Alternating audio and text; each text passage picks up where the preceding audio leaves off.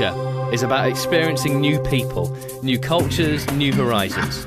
About learning who you are in relation to the rest of the world. 7 people come together to travel thousands of miles across the globe in search of adventure. The expedition is also a Parkinson's fundraiser. Every kilometre they drive raises money and awareness for Parkinson's disease. Starting from San Francisco, California, the expedition team heads down into Mexico and Central America. They continue driving to the tip of South America, where the cars catch a ship to Australia. The team cuts across the outback, hops over to Singapore, where they follow the route north through Southeast Asia. Then they swing west into India, up into China, and across the Siberian wilderness. Finally, they drive through Alaska, Canada, and back home. The expedition is the brainchild of Nick Bagley. Nick founded Drive Around the World, an organisation that combines charitable fundraising and adventure travel. Todd Borgie, a former Peace Corps volunteer, has an insatiable curiosity for other cultures. Here on the expedition, he serves as the mechanic. Nancy Olson, a captain in the Marine Corps Reserves and an adventure racer, is in charge of the team's public relations. Justin Mounts left the comfort of his 6-figure job as a business consultant for the romance and adventure of the road. He keeps the group on track as the team navigator. Shanda Grew is in charge of logistics. She also maintains contact with the outside world through the team's website, odysseyshow.com. Neil Dana, the team photographer, is a musician and has surfed all over the world. Rolf Potts is a travel writer who agreed to tag along to help document the expedition. His book, Vagabonding, is a guide to travelling light. This time on Odyssey. This place is hot tamale. We're going to buy some major explosives and take them into Honduras. Woo! Sucker's still smoking. All right.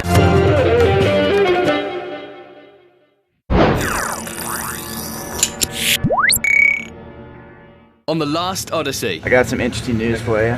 No ferry today? No ferry today. One thing after another. Looks like we might be partying in La Paz one more time. 3 days later, the team finally gets on the ferry to Mazatlan. Yeah! We're on the boat, baby! We said we wouldn't be on the boat, and here we are on the boat.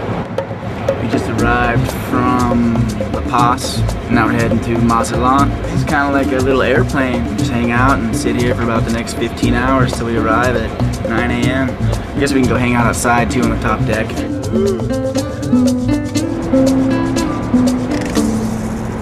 Buenos dias. In the morning we just woke up and slept on the deck of the boat, under the stars, swaying. It's good stuff. So I think Rolf's still up there in a hammock that he strung up. It's pretty sweet.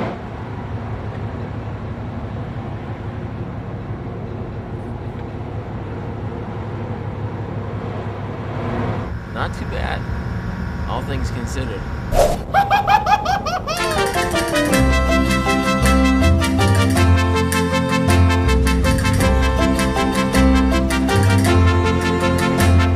Tequila, it's a beautiful city, and I really hadn't realized that it was actually a city. Para tratar tequila.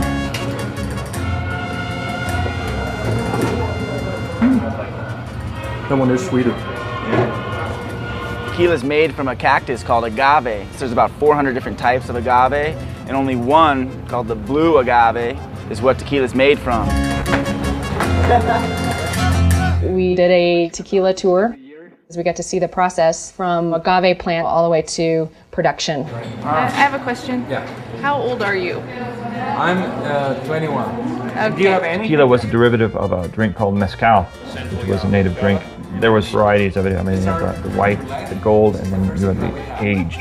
And I found out I liked the most expensive type. We're on the highway in between Morelia and Mexico City. This place is a truck stop, basically, after all the toll roads, which are murdering us right now. We've already spent over 150 bucks in tolls in the last 4 hours. Originally, the first couple of weeks, I felt like we were the Mickey Mouse Club going all over the world. We were just this ugly American beast just rolling through that didn't know its ass from a hole in the ground. And so I had some serious reservations about what I had gotten myself into, and I was actually doing some consideration about whether this was something that I wanted to be associated with and whether I wanted to. That's just unreal. I swear to God. It's just. Is that diciendo aquí el compañero que si van a seguir gustando como iban ahorita de la. We're stopped by police. I don't think it's a good thing. But in this case, they were trying to ensure our safety through a notoriously dicey area of Mexico City. It seemed like, especially in the lead car, helping Justin out with navigation, hey, this is going to be easy. We don't have to worry about going to Teotihuacan, because as we understood it, they were going to take us all the way there. Well, they took us for about 15 or 20 minutes, but then they passed us to another police team. That police team passed us to another police team, and that police team kind of decided they weren't that interested in us. On top of that, their car broke down. So, cop's car broke down right in front of us in the on-ramp. We sat there for about 15 minutes trying to get going.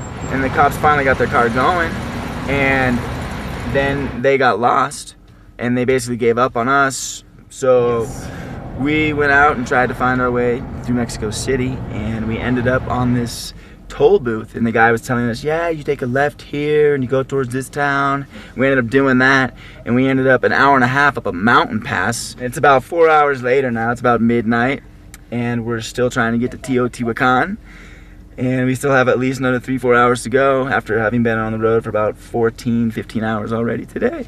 And I forget exactly when we got there. It was like 3 o'clock in the morning, maybe 4 o'clock in the morning. So between my exhaustion and the fact that it was a busy place, I don't know if I was truly able to get into Teotihuacan. I can't underscore enough how much driving we did in Mexico and how that affected our experience there.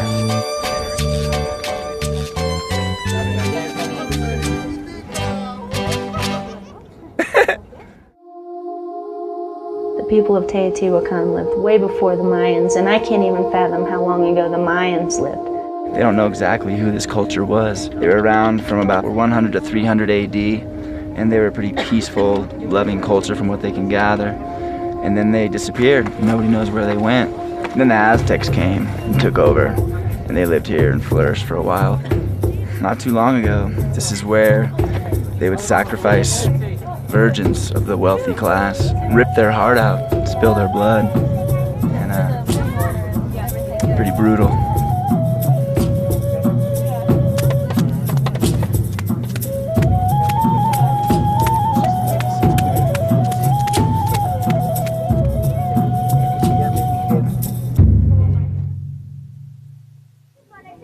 That was so much harder than I thought it was going to be. Coming up next, the team goes to Guatemala, where things heat up. Make your time before 7:30 so we can leave at 7:30. That's what time is.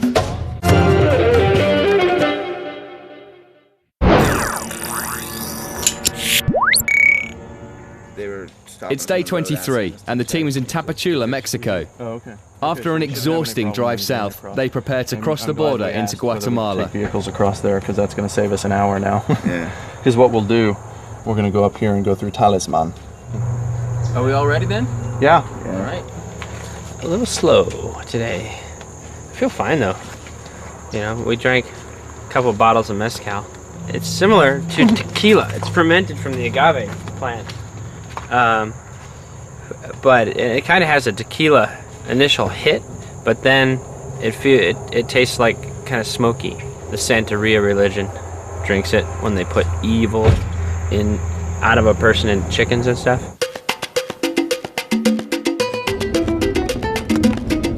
That's Guatemala.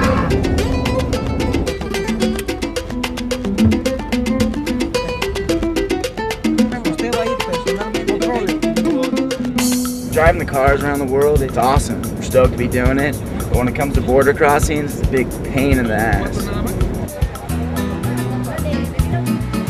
The passport of Rolf Potts.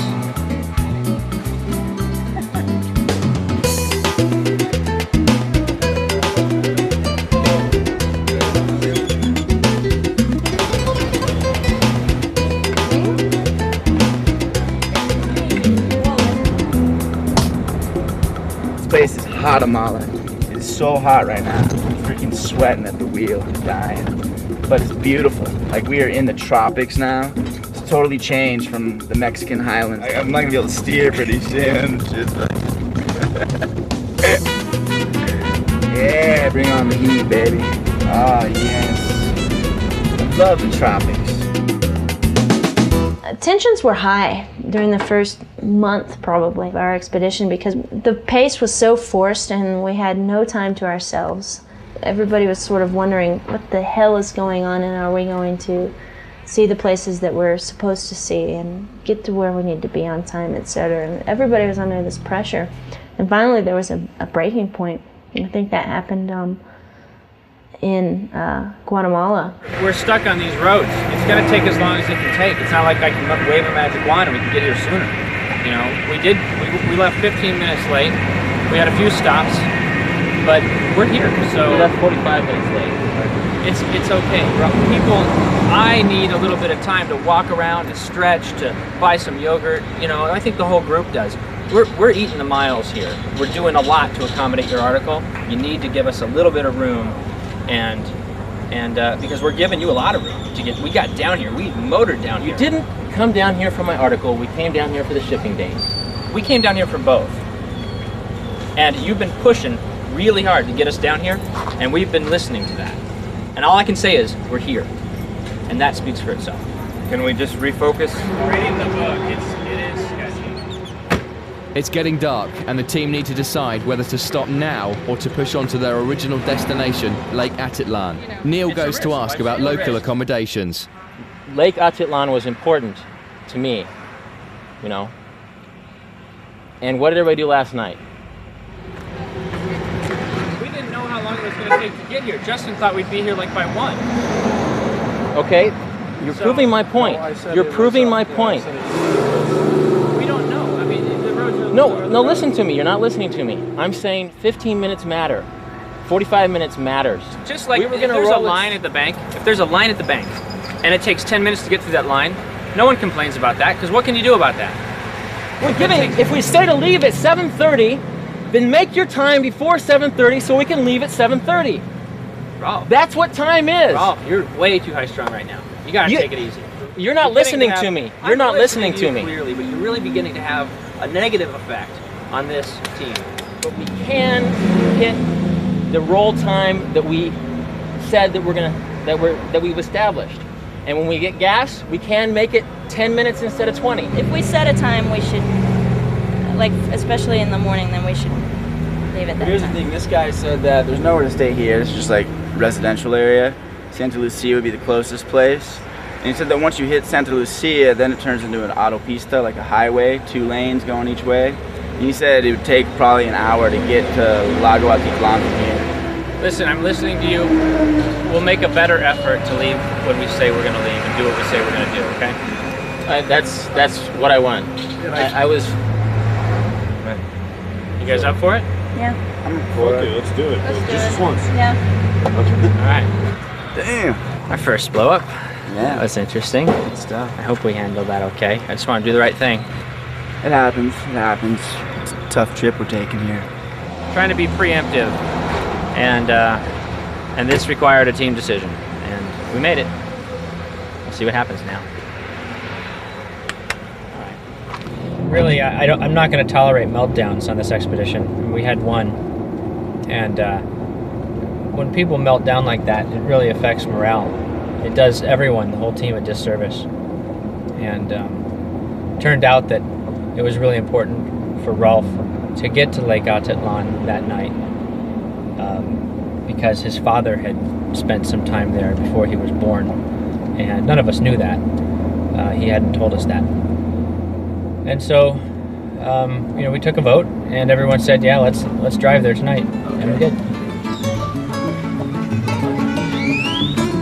There was a lot of getting used to each other and a lot of feeling out the schedule and our day-to-day. We're a crew who likes to sleep late. We like to party when we can, but we also are a crew that likes to stick to the mission, so there was a lot of frustration, and that really reared its ugly head, so to speak, when Rolf exploded. And honestly, I think it could have been anybody. Up next on Odyssey. Our licenses are being held hostage right now. The team has trouble at the border. Woo! Suckers still smoking. And head to Nicaragua, where the laws are a little different.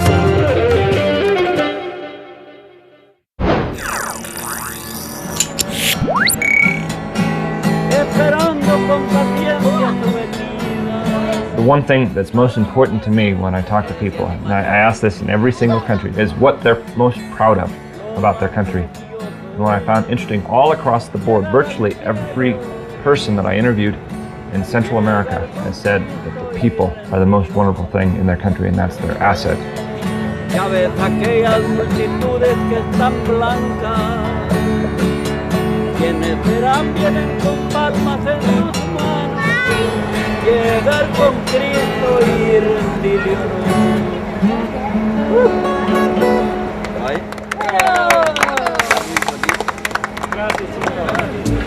I can feel it. I can feel it. El Salvador. Yeah. El Salvador was just really where I felt the happiest because there was beach, there were trees, there were coconuts, people were surfing, and they were happy, and as soon as the vegetation started getting green, everything took on a happier countenance. Right now we're at a beach called, well, I don't know if I can tell you because I gotta keep it a secret. I don't want to expose all the surf spots in Central America. So we're somewhere in El Salvador. Great. I think it's Mayan pottery. Oh yeah? Yeah. It does look about it. It's got kind of a tinny noise. You can actually tell how old it is just by doing this. I know.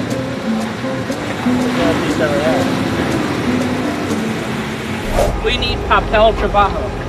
Paperwork.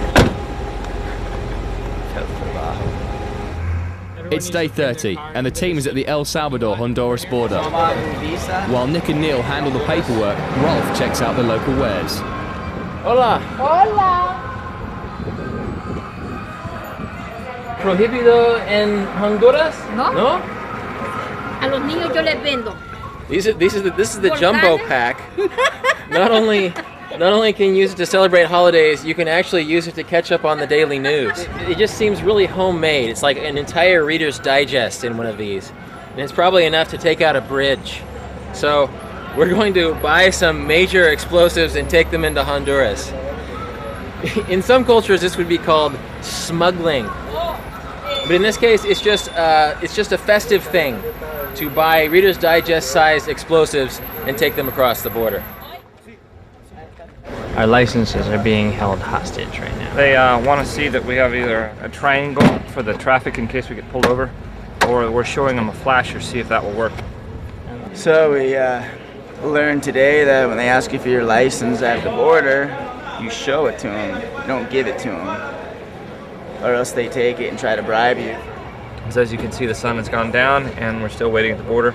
But Neil and Nick are doing an excellent job chasing the paperwork down and getting through.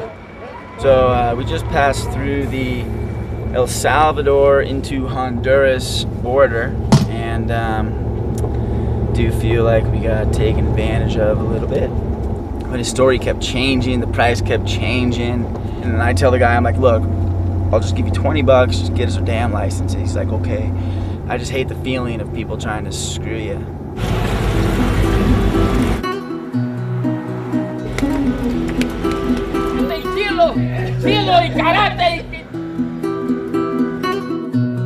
If you take your car to Central America, you don't need to bring American Express. Bring a photocopier. We have to make average of 20 to 30 copies every border you go.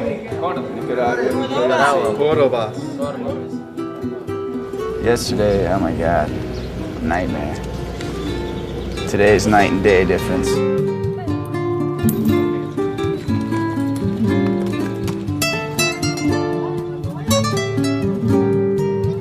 So we just got through the Nicaragua border, which was our easiest border yet. It's pretty straightforward, no bribes, no nothing. We're done. We just ate some good carne here with some tortillas and stuff, and we buy these cool little waters that they have here. Cute little Nicaraguan girl, which they call nicas. And so now we're gonna head off towards El Granada and have some fun and hang out there for a couple days.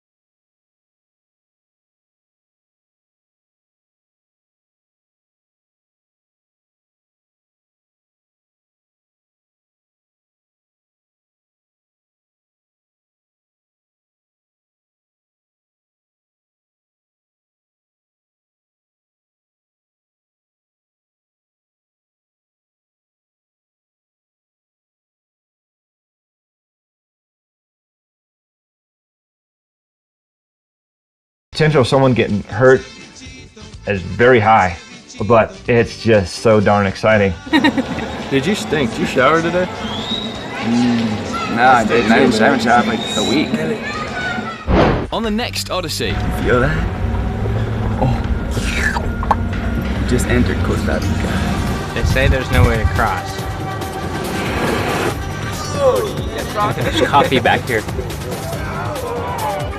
We hit the ditch and bent 2 rims and have 2 flats. I think it's a hell of a lot safer than jacking this thing up at an angle. If you're gonna jack it up here, I'm gonna walk away.